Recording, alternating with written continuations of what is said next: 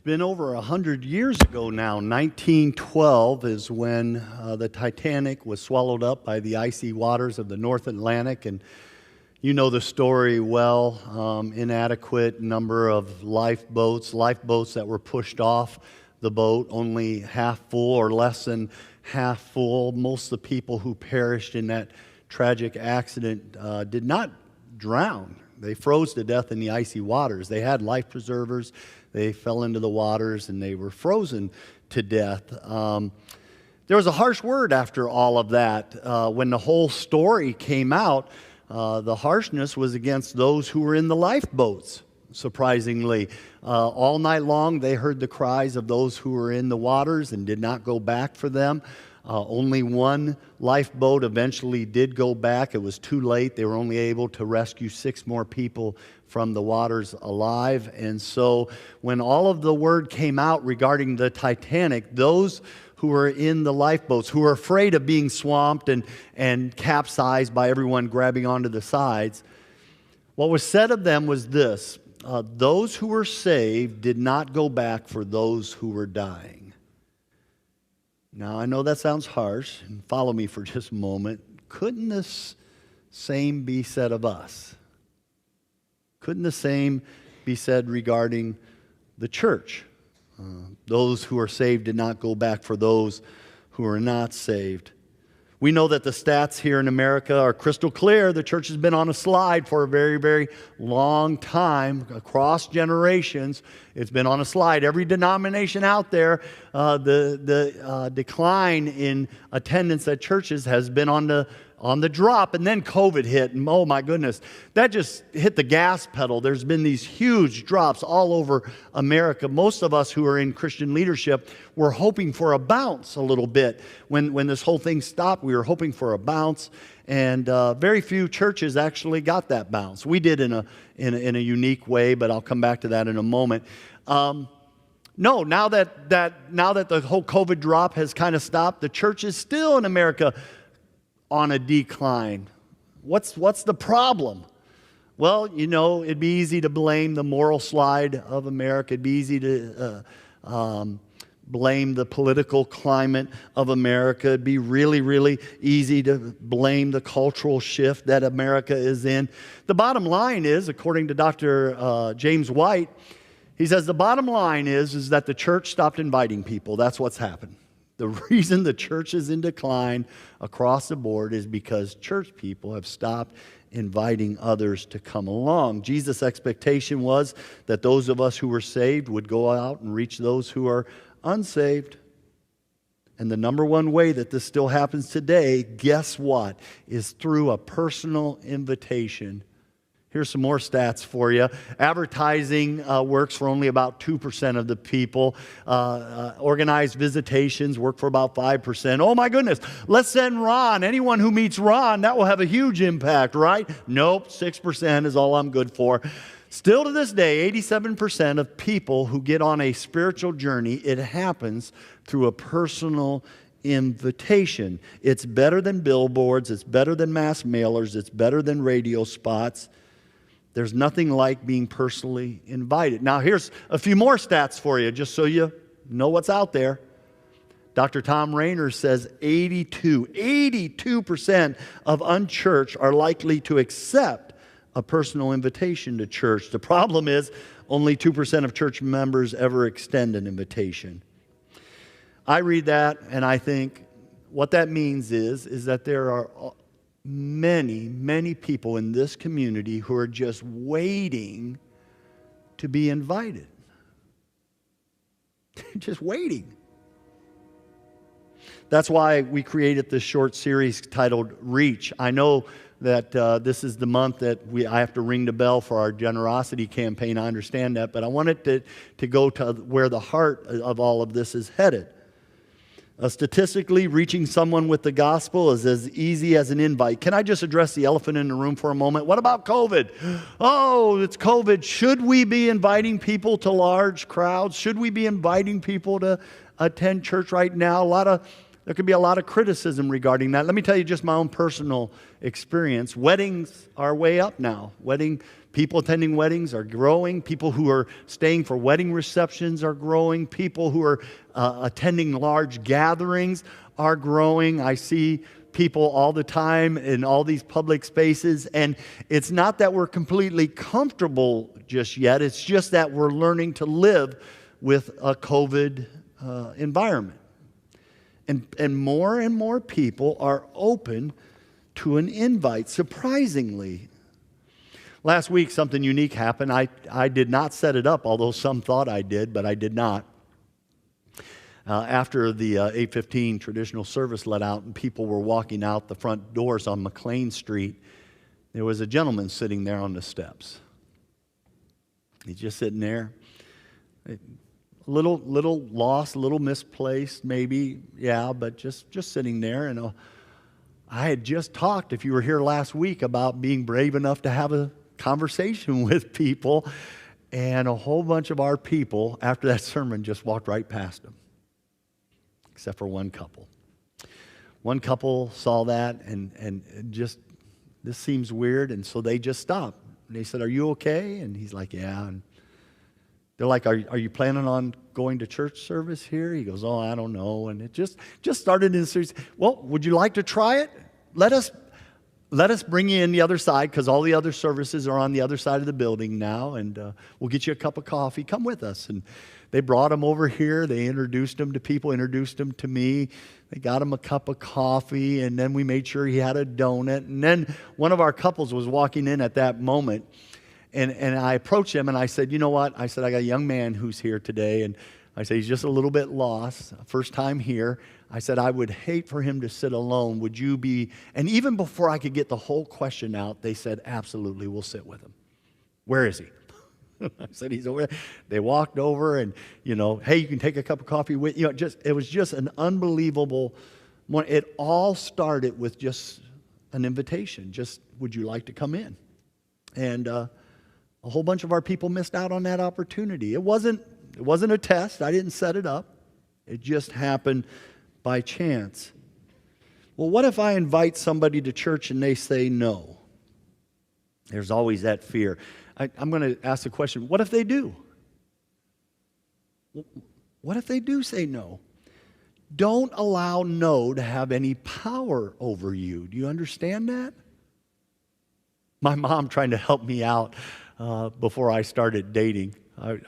She knew I was getting close to starting to ask that. I had to wait to date until I was 16. That was the rule in our house. And my birthday was, she knew I was excited to date some people and just trying to help. Remember, I was a weird kid. So she's like, "All right, honey." She's like, "Listen, if you ask a girl out and she says no," she goes, "I want to tell you how to handle that. Just simply say, 'Okay, maybe next time,' and just walk away." Now, why my mom thought I'd need that advice, I'm not quite sure, but it was a great moment in my life that she did that. When I asked Bonnie out on our first date, she wanted to say no. She felt sorry for me, so she went, and there you go, don't do that. Anyway, the power of no in a person's life can really set them back. And why would you do that? Don't let no have a power in your life. You cared enough to invite. You cared enough to extend an invitation to come to church. You believe that what happens here is important. You believe people being rightfully connected to Jesus is important. All the young guys in the room today who will hear that little moment from me and you'll get brave enough to ask someone out, you cared enough to ask her out. If she says no, that's all right. But don't let no have any power over you. Which the heart of this whole matter is just what we've been talking about. Number one, this was the heart of Jesus, by the way. Let's just look at this. Jesus had a heart for those who were outcast. Jesus had a heart for those who weren't plugged in, for those who weren't invited to anything. There was this whole religious group thing going on, and they had shunned a lot of people. And Jesus said, "No, that's what I care about. Those are the ones I've come for. I've come for them. I didn't come for those who are healthy. I come for those who need a physician."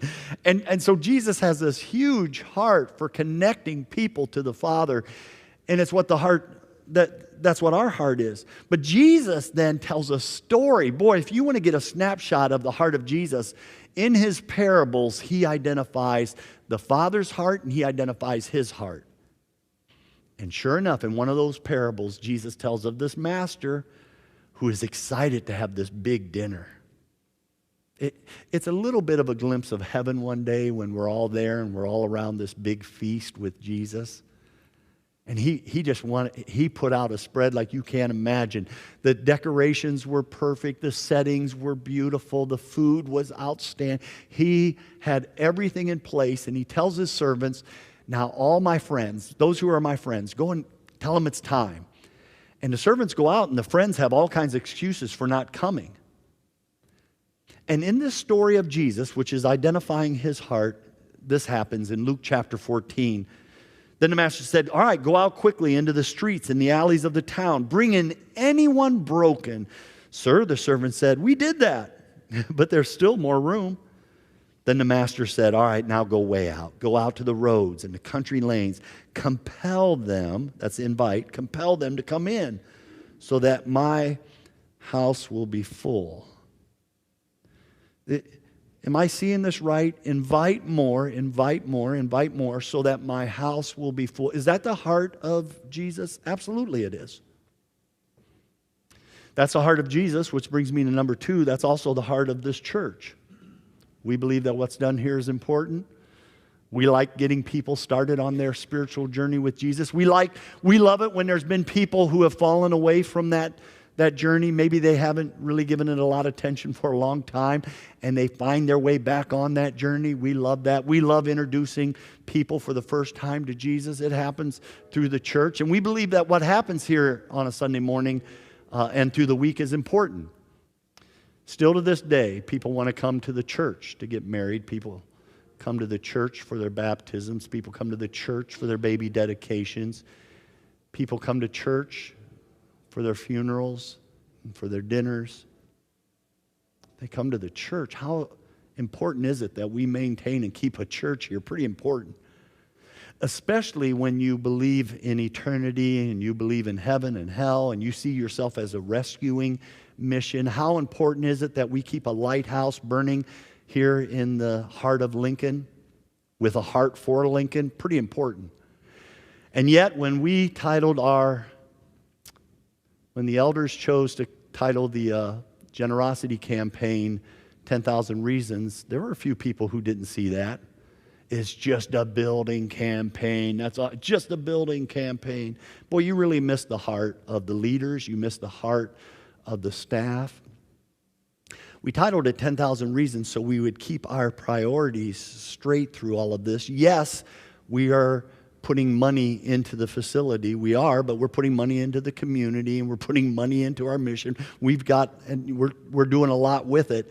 But most of that has just one goal, and that is to see the doors here open up even more. I told you there was a bounce here. It wasn't a bounce of our own people coming back. You're back. We're glad you're here. But you look around, you see that there's a whole bunch of missing people. There's still a whole bunch of people who haven't chosen to come back yet for all kinds of reasons. That's not the bounce. The bounce that we've experienced lately is new people. It's been so exciting. Brand new people who weren't a part of our congregation before COVID are finding their way in. New people who have been unplugged from churches for years have found their way back into our ministry.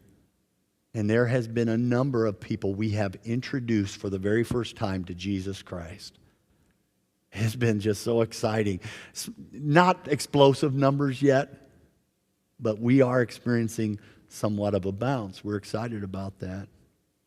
So if this is the church's heart and this is Jesus' heart, it just lands easily on number 3. Is this my heart? Is this my heart? Do I really believe that Jesus is the secret to a fulfilled life? Do I really believe that Jesus is the only way to be made whole again after sin? Do I really believe that Jesus is the only way to be healed of our brokenness? Do I really believe that Jesus is the only hope for mankind? Do I really believe Jesus is the only way home? Do I really believe that? And if I do, then extending an invitation becomes one of the kindest things I could possibly do. Well, Ron, I'm just inviting them to church. Is that what I should be doing? Statistically, across the board, still to this day, all these different ways that people come into a spiritual relationship with Jesus Christ, number one, over the top, still to this day, comes through a simple invitation to church, and that's how they begin their spiritual journey. At any point, Satan tries to make you think the church isn't important. You don't listen to that. This idea of Jesus 2,000 years ago is still working. Still working. Which brings me to what I'm asking you to do this morning. Last week I asked you to be open to spiritual conversations. This week I'm asking you to extend an invitation. All I'm asking you to do is to take a little card when you leave here today. There will be some gentlemen at the door. I'll introduce them later. Who are going to offer you 2 cards, 2 invitation cards. On the back is the church's service times, and on the back is the church's website and address, that kind of thing. But this side says, celebrate Christmas, and that's what I want to invite them to. I want you to invite them in December, not this month. We got to focus on some things in-house this month. But starting in December, I want you to invite somebody to come to Christmas services here. And wait till you hear more about Christmas services. It's going to be a blowout. It's going to be great. But that's what I'm asking you to do. And I'm asking you to only take 2 cards. They'll offer you 2 cards. Some of you in here are like, give me 50. I don't want you to take 50. I want you to just take 2. All right? You can always come back for more. But over the next week or 2, you're going to extend 2 invitations. And don't invite anybody who goes to another church. That's not the ministry that I dreamed of. All right? I dreamed of people who are not church. Maybe they once were in church, but they've fallen away. Maybe they're some of our own people who aren't coming anymore, and you're like, you're invited to church. I know that will feel goofy, but you know what I'm saying. But it would be great if you knew someone who was just totally unplugged altogether and say, you know what, how'd you like to get back to what Christmas is all about? I'd like you to come to church with me. Maybe you offer to meet them at the door. Maybe you offer to sit with them. Maybe you offer to take them out to lunch afterwards. I don't know. But I'm asking you to take just 2 of these cards. Who am I going to invite, Ron? Well, that's easy. Your barber or your hairdresser, somebody from work, your boss, your clients, your coworkers, your mail carrier, your auto mechanic, your doctor, your lawyer, relatives, friends, your neighbors, your golf buddies, or any other recreational buddies, and restaurant servers, anyone that God brings into your path that you're starting to feel. You feel the Spirit telling you, I need to extend an invitation. Look at me just for a moment. This goofy little card just could change somebody's destiny. And it could happen because you gave it to them. You could change somebody's entire destiny just by extending this card. How important is an invite? Gosh, in a few moments, at the end of the worship service, there will be a song, and one of our new gals is going to come forward. She's getting baptized today. She's in this service, and I am so excited about this baptism. Don't get me wrong. She's had a love for Jesus for a long time, but that spiritual journey just hasn't quite brought her to the baptism point yet. And today it's all come together. And she's here in our services today because one of our couples, one of our elders' wives, had the courage to invite her to church. She's one of my new friends because somebody just extended an invitation. And that just means the world to me. Listen, this works. It's working around you. It's happening all over the place. Just a simple invite is changing people's lives. And it can work for us. I'll finish with this. We're in the greatest game of our lives, ladies and gentlemen, for the greatest of all prizes, the human soul. And a bunch of us have chosen to sit on the sidelines and not be in the game. 2 invitations. I'm going to give them to you today. The Spirit has already been telling some of you. I know some of you have been hearing the whisper of the Spirit saying, I know who I need to invite. You already know. And I'm going to ask you to brave up and do that. And if they tell you no, so what? Maybe next time. And move on. I can do this. You can do this. We can do this together. 2 invites. Who is the Spirit going to lead you to invite?